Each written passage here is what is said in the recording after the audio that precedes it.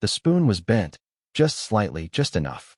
It sat in the dishwasher rack with the rest of the silverware, bowl up, like always. But this one it leaned.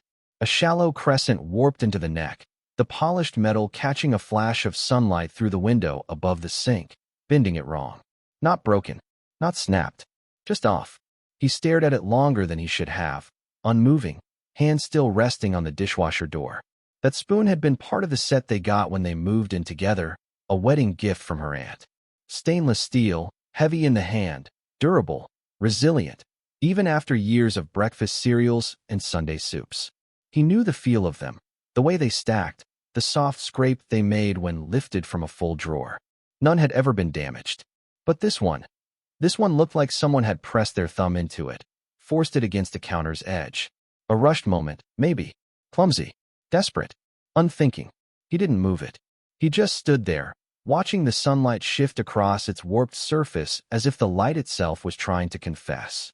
And in the silence of the kitchen, something settled in his chest. Not rage, not yet, and not pain. It was recognition. A quiet, clinical acknowledgement. Something had changed. It wasn't the spoon, not really. The spoon was just the first thread pulling free from the fabric of a lie. And once you notice the thread, you start seeing the pattern unravel. Behind him, the house breathed its usual rhythm. The soft hum of the refrigerator, the faint shuffle of the dog's paws across the hallway tile, the muffled voices of their kids upstairs, one laughing, one arguing with a video game. Normal. Every detail, mundane. But the spoon had no reason to be bent. None. He replayed the previous night in his head. They'd had stir-fry, chicken, broccoli, sesame sauce she made from scratch like she always did when she wanted to feel productive. She'd cleaned the kitchen while he took the trash out. Then she'd said she had a Zoom meeting with a friend. Anya, or maybe Carla. He hadn't listened closely, just nodded. She'd taken her wine glass and gone upstairs. He'd stayed downstairs, watching late-night reruns until he fell asleep on the couch. He hadn't even gone up to say goodnight. And yet, here it was. A warped spoon. There hadn't been anything in that meal that could have bent it. It hadn't gone into the oven. It hadn't been dropped. There was no logical culinary reason for that utensil to be damaged. He leaned down slowly, closer to it, eyes narrowing, as if proximity would unlock some hidden truth. Then something colder crept up his spine. The spoon was clean, but it hadn't been washed with their dishes. There were no suds residue lines. No leftover sauce near the base. Just an odd, overly clean shine, like someone had scrubbed it alone. Hastily, he closed the dishwasher softly and stood there for a moment longer, not moving, not blinking, just listening to the silence behind the normal sounds. That kind of silence, the one that hums behind reality when something fundamental has been displaced. His eyes scanned the kitchen. Nothing else was out of place. No wine glass in the sink, but that wasn't unusual. No mystery coats or shoes by the door. Everything looked fine. And that was the problem. When someone's careful, you don't look for chaos. You look for precision. You look for the kind of order that only exists when someone is hiding something. He went to the drawer, pulled it open quietly. The other spoons sat stacked neatly. All of them normal, identical. He lifted a few. No bends. No warps. No forced curves. Then he turned and looked back at the one in the dishwasher. Still there. Still wrong. There was no scene. No dramatic gasp. No racing heart. He didn't even frown. His face was still. Blank. He wasn't the kind of man who jumped to conclusions. But he was the kind of man who didn't forget details. She didn't know that about him. Not really. She loved how stable he was. How quiet. How controlled. She never understood what it meant to remember everything. How he could catalog moments by the smell in the air or the angle of sunlight through a window. That spoon, bent like a half-told lie, would not be forgotten. He closed the drawer with soft finality and stepped back. A shadow moved across the counter, clouds outside drifting in front of the sun. The kitchen darkened slightly, the light no longer warm, just pale and cold. Upstairs, she laughed. Her voice was soft, breathy. On the phone again. Not with Carla. He knew Carla's laugh. This one was male, deep and distant, muffled through the ceiling vent, but unmistakably intimate. He didn't strain to hear more. He didn't move toward the stairs. He just stood there with the bent spoon sitting silently in the dishwasher behind him and a fresh, deep crack spreading through the glass of his world. It wouldn't shatter yet. Not today. But it would. He knew it. And so did the spoon. It was a Thursday when she started calling him babe again. Not the old casual way, tossed in with a grin while pouring coffee or brushing past him in the hallway. This was sharp-edged, intentional, performed. The word dropped into conversations like punctuation, like she was trying to remember the choreography of affection, but couldn't quite find the beat. It slipped into her sentences while her hands stayed busy with her phone, fingers dancing too fast, too focused. She'd smile as she said it, but never look up from the screen. It should have comforted him, should have meant something. Instead, it landed like static, a foreign sound in their home. Their routines remained untouched. She still left notes on the fridge, reminders for the kids, grocery lists, sometimes a scribbled joke. He still made coffee every morning, 2 cups, the way she liked it, a splash of oat milk, no sugar. She still kissed his cheek on the way out, light and practiced, like brushing lint off a jacket. Nothing was wrong if you looked from a distance. And that's exactly what he did now, watch from a distance, silently. Not with hope, with calculation. She had new boundaries. That was the word she'd used 2 weeks ago, after he'd knocked on the bathroom door and found it locked for the first time in 6 years. I need space, she'd said through the door, voice echoing slightly from the tiled room. For my mental reset. Everyone's doing it now. She'd added a laugh at the end like it was supposed to be charming, like he was supposed to nod and admire her progress. But he didn't answer. He didn't move. He just stared at the brass handle. The sharp click of the lock burned into his memory. She started resetting often. Long showers, bathroom breaks with her phone, early nights claiming exhaustion but never quite asleep when he came up. She had music in her earbuds, but sometimes she'd leave one out, twitching at the sound of footsteps in the hallway. Her eyes would dart to the door like she expected him. Not in fear, just readiness. A practice caution. She became forgetful in strange ways. She remembered to pay the bills. She remembered to call her sister about the baby shower. But she forgot their son's dentist appointment. Forgot to pick up the dry cleaning she insisted was urgent. Forgot he hated cilantro and dumped a pile of it into his rice one night. Then laughed too loud when he didn't touch it. Babe, seriously? It's just a little green, she'd said, swirling her fork. But her eyes didn't match her voice. They were scanning him, gauging, calculating, like she was watching him watch her. He tried. For a while, he tried. He offered weekend plans. She said she was swamped. He suggested a movie. She said she'd seen it already, with friends. He mentioned counseling once, casually. She tilted her head, smiled tightly, and said, "We don't need to fix something that's just evolving." Evolving. That word sat in his stomach like sour milk. Then came the Tuesday night with the glitch. She'd been in the kitchen, talking to someone on her AirPods, slicing strawberries with mechanical precision. He was in the living room, organizing old digital photos on the TV via the cloud album, trying to build a slideshow for their anniversary, pretending, maybe, to still care. One folder opened by accident. A hidden one, labeled with a single period. He clicked it, curious. Inside were 23 images. He only saw 2 before she screamed. Not at him. At the dog, apparently. She dropped the knife, shouted something about spilled juice on the rug. By the time he turned, she was crouched down, towel in hand, dabbing furiously at nothing. But her phone, it was already in her pocket. He hadn't seen her move. The 2 images weren't explicit. Not clearly. A blurred mirror selfie. Her in something silky, her hand holding the phone just enough to block her face, but not enough to hide the familiarity of her hair, the curve of her shoulder. The second was a screenshot. A message. He didn't see it clearly, just enough to register the name wasn't anyone he knew. Not a woman's name. Not casual. Not explained. He didn't ask. He didn't accuse. He saved nothing. Said nothing. But something inside him shut off. Not broke. Just powered down. That soft, stupid voice in the back of his head, the one that said, maybe it's just a phase, went quiet. He didn't believe anymore. He didn't have to. Now he watched her. Closely. She joked more at dinner, but never listened to the answers. She hugged their daughter longer, tighter, but never made eye contact. She scrolled on her phone in the dark, screen tilted just away, her face lit in soft blue light like a ghost at the edge of his bed. He stopped touching her. She didn't notice. He moved the bent spoon to the back of the drawer. She never asked. At night, she'd fall asleep with her back to him. Or maybe she was pretending. Either way, he stayed awake. Still, listening to her breathing. She was busy. Too busy to talk. Too busy to look him in the eye. Too busy to be questioned. He let her be. Not because he trusted her. Because he didn't need to anymore. He already knew. The pieces just hadn't aligned yet. But they would. The truth was there. It was walking around in their house. Smiling too wide. Laughing too loud. Locking doors that never used to be locked. He watched. And waited. And the distance between them grew louder. Louder than words. Louder than silence. It happened on a Sunday morning, of all things. Quiet, unassuming, the kind of gray-ski day where the world felt padded and soft. The kids were still in bed, cartoons playing low on the living room TV, bowls of half-eaten cereal going soggy on the coffee table. He was cleaning up the kitchen alone, like always, while she took a moment, upstairs, her new favorite phrase.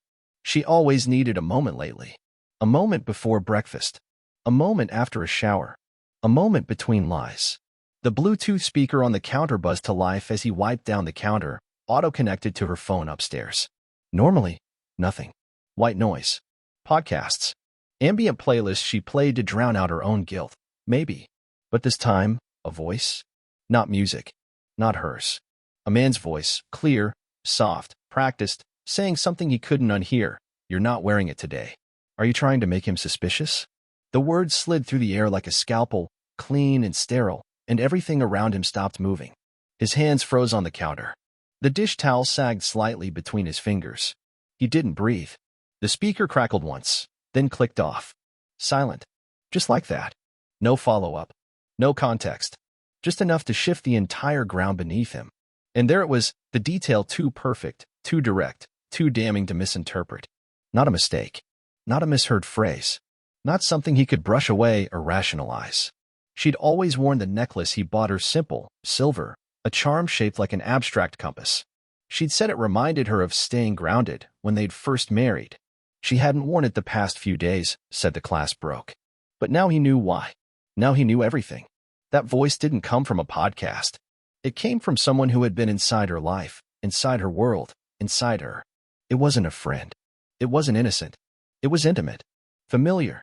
The kind of voice that makes assumptions with comfort. The kind of voice that lives in the shadows of a double life. And just like that, the fog lifted. No more doubts. No more internal courtroom arguments. It was over. The investigation in his head shut down, replaced by clarity that burned clean through the rot. The man in him, who loved her, who tried, who believed, died right there by the sink, without drama, without a final breath. In his place, something colder stood up. Not broken. Not hollow.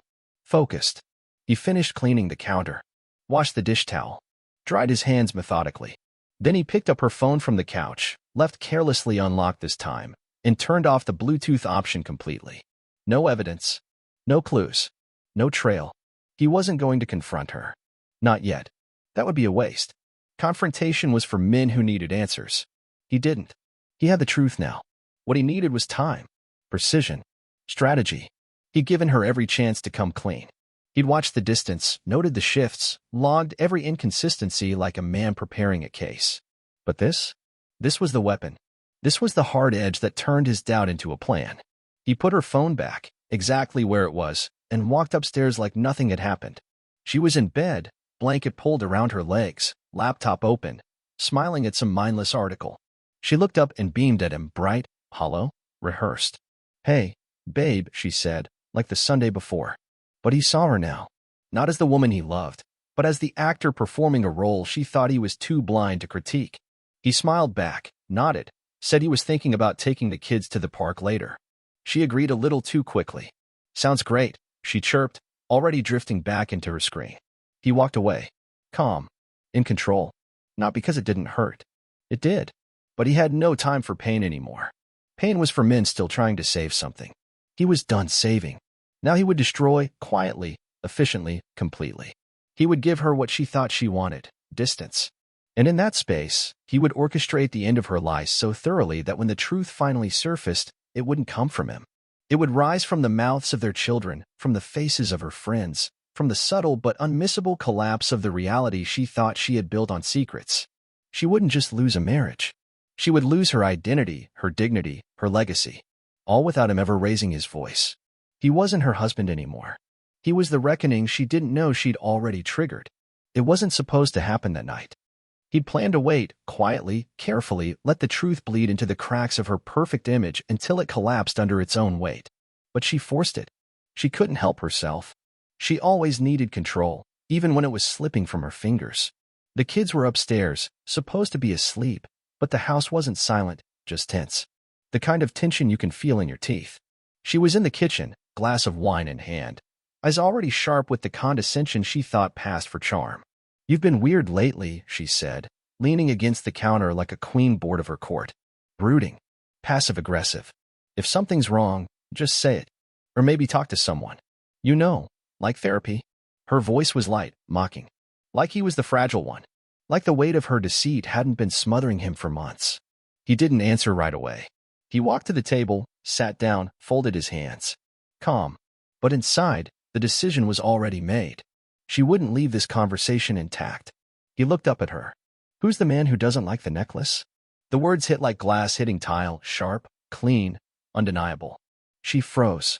Not all of her, just the eyes. Her fingers still swirled the wine. Her lips curved into a smile that didn't belong to the moment. "What?" She laughed. "What are you talking about?" Deflection. The first defense of liars. The one who thinks it's a risk if you were something I gave you.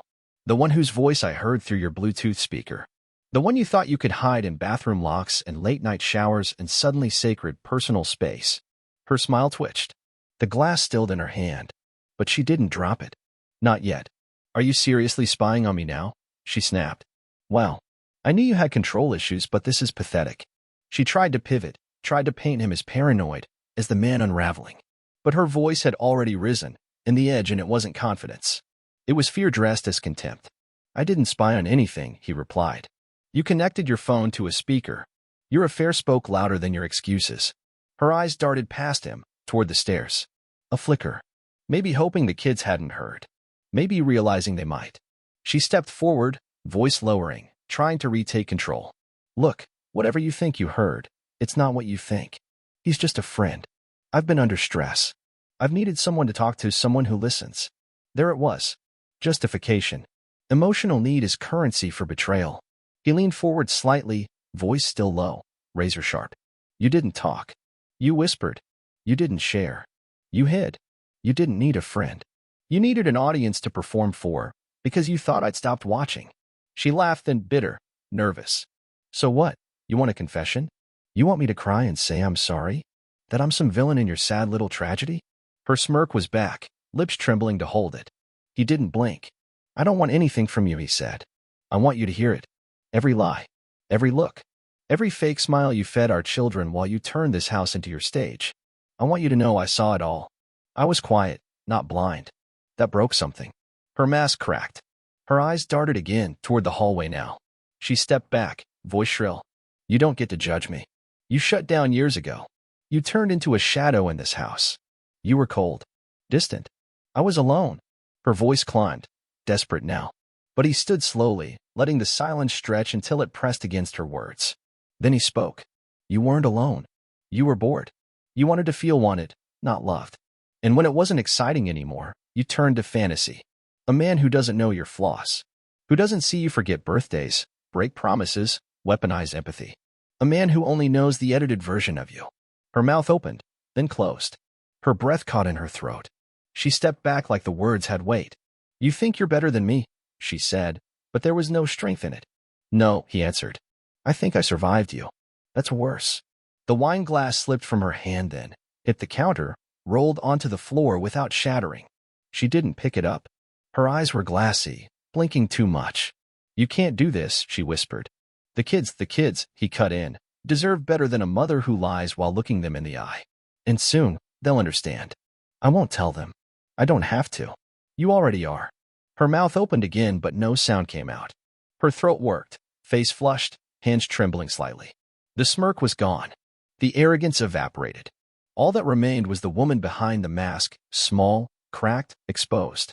He didn't leave. He just stood there, watching her crumble in the house she'd poisoned. Watching her grasp for a reality that no longer existed. That was the final blow, not shouting, not revenge, but presence. Unmoving, unforgiving. Her shame had no exit. It had an audience now. And it was just beginning. She didn't cry at first. She paced. Like an animal in a cage, eyes darting to the hallway where the shadows of their children lingered, quiet, pretending not to listen, but breathing too shallow, feet too still. She turned to him with fire again, tried to claw her way back up from the floor where her lies had dropped her. "You're overreacting," she spat, voice trembling. "You're acting like I killed someone." He didn't move. He just watched her. And something in his stillness rattled her more than rage ever could. "People make mistakes. You think you're perfect? You think you've never pushed me away?" Her voice cracked on the last word, part anger, part panic. He waited a beat, then said, "I didn't push you into someone else's bed. That was a choice you made while I was downstairs making breakfast for your children." She blinked too many times, tears not falling yet but threatening. "You don't know how lonely I felt," she said. "I tried to talk to you. You weren't even present half the time. You were always working, always tired.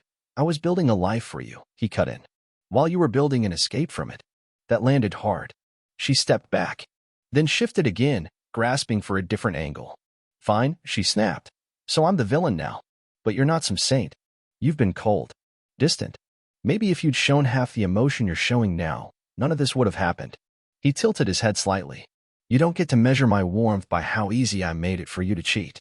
Her lips parted, but no sound came. He stepped closer, quiet as a shadow. "You want me to admit I wasn't perfect? Fine. I wasn't. But I was loyal. I was here. I was real. And you played a role until it bored you, then rewrote the story without telling the rest of us." Her posture broke a little, shoulders slumping, arms crossing like she could hold herself together. Her voice dropped to something softer, more familiar. "Don't do this," she whispered. "We've been through too much. I still love you." He didn't laugh, but something in his eyes dimmed. "No," he said. "You love the version of me that made you feel safe. The man who would absorb every lie just to keep the peace. That man's gone. You buried him under 6 months of secrets and careful smiles." She stepped forward. "You'll never find someone who loves you like I did." He didn't step back. "I wouldn't wish that kind of love on anyone." Her breath hitched, and for a moment, her face crumbled, really crumbled. The tears came, real now, sliding silently. She tried one last time. "We have kids," she pleaded, eyes glassy. "You're going to break this family apart?" He looked past her, toward the hallway, where small feet had disappeared seconds earlier. "You already did," he said. "The night you let another man know more about your soul than your own son does. The day you let your daughter watch you perform motherhood instead of live it. That was the blow that landed deepest." She staggered back like the air had gone out of her lungs. No more rage. No more pride. Just a woman unraveling under the weight of consequences she thought she could outrun. She opened her mouth again, but no words came. Just a whimper of denial, half-formed. He didn't speak again. Didn't need to. His silence wasn't empty, it was final. And she felt it. You can see it in the way her knees softened, the way her hand reached for the counter like she needed something solid. Around them, the house was still. Too still. A house that had once held laughter and love now just held echoes. And as she stood there, breaking in the silence she used to command, he turned, not with drama, not with rage, but with the calm of a man who no longer carried her burden. She was alone now. Not because he left her, but because he stopped holding her together. And in that moment, she finally saw it, not what she lost. What she was never going to get back. She came to the house once, a few weeks after the divorce finalized. Not unannounced, she texted first, something broken and trembling that read, "Please. I just want to talk. Not to fight. I miss my family." He didn't answer, but she showed up anyway. She didn't walk up the steps like she used to, confident, keys already out, smile rehearsed. No, this time she hovered at the edge of the porch like a guest unsure if she had the right address. She looked smaller, older, like time had pressed down on her too fast. The makeup she used to apply with surgical precision now smudged at the corners. Her clothes hung wrong, still stylish, but like they didn't belong to her anymore. She wasn't the woman who had rewritten her marriage with whispered lies and boundary speeches. She was someone else. And that was the hardest part. She was no longer the villain in his story. She was no longer anything at all. He opened the door, not out of kindness, not out of hope. Just curiosity. And when she looked up at him, it wasn't with the arrogance she used to wear like armor. It was desperation. Pure and sharp. "I still love you," she said, voice cracking before the sentence finished. He didn't flinch. "We were soulmates. You know that. You always said," but he held up a hand, and the words dissolved in her throat. "Soulmates," he said softly, "don't need to lie to survive each other. She tried to step forward. He didn't move, didn't step back, but his stillness said enough. She was no longer welcome in the place where she had once ruled. She tried again. He left, she said, as if that justified something. He said I was too much. Too broken. My friends don't talk to me. My own sister won't answer. I don't know who I am anymore. He looked at her, not with pity, not with hate, with nothing. The kind of gaze you give a stranger on a train who shares a familiar scent but no history. You were someone else back then, he said. You wore my name, held my kids, stood beside me at every holiday table. But you weren't with me. You were never with me. You were with yourself. And now that it's quiet, now that the spotlight's off, you don't know what to do with the silence. She started crying then, really crying, shaking and gasping like something in her chest was finally breaking loose. Please, she whispered, just talk to me. Please. You were the only one who ever really saw me. He tilted his head. I saw what you wanted me to. And I loved that version, because I thought she was real. But now, I see you. And I don't feel anything. That shattered her. Not a scream. Not a collapse. Just a slow deflation, like every ounce of her identity was draining out of her in real time. She turned and walked away, not fast, not dramatic. Just gone. And he closed the door behind her, not with satisfaction, not with triumph. Just finality. Her story had ended long before she realized it. Her power was built on illusion, on the idea that he needed her more than she needed truth. But the truth stood taller. It survived. She didn't. Her job had let her go after her affair bled into the professional world. Someone forwarded screenshots, maybe a friend she'd once trusted. Her social group fractured when the truth spread. She became a liability, a warning. Family dinners disappeared. Invitations stopped coming. Every echo of the life she used to command now rejected her. Even her children, especially her daughter, kept a cautious distance. They didn't ask questions. They didn't need to. They'd heard enough through walls. Seen enough in expressions. The trust had been burned with quiet flame, and she couldn't rebuild what she hadn't protected. She tried to apologize again, calls, messages, long texts at night that started with, I just need you to understand. He didn't answer. Didn't block her. Just ignored her. Because she didn't deserve the drama of a reaction. She didn't deserve the intimacy of anger. She was simply irrelevant. The consequences she'd avoided had finally found her. Not with sirens, but silence. And that silence she would carry for the rest of her life. Every time she looked at the kids and saw what she wasn't part of. Every time she walked past a mirror and saw a woman she couldn't recognize. He didn't need revenge. She was living it. Quietly. Permanently. Thanks for listening. Let me know where you're watching from and what you would have done if it were your wife.